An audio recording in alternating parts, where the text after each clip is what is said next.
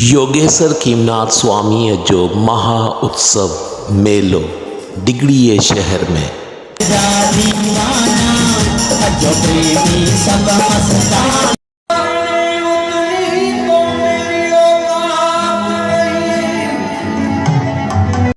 बावीह, टेवीह ऐं 24 फेब्रुवरी ते निहायत अक़ीदत ऐं एहतराम सां मल्हायो।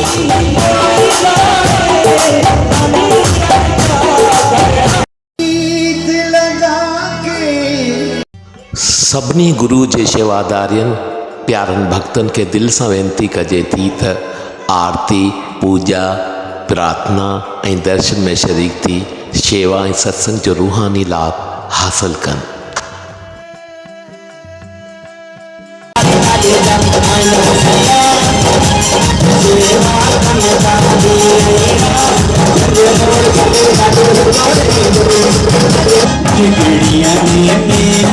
में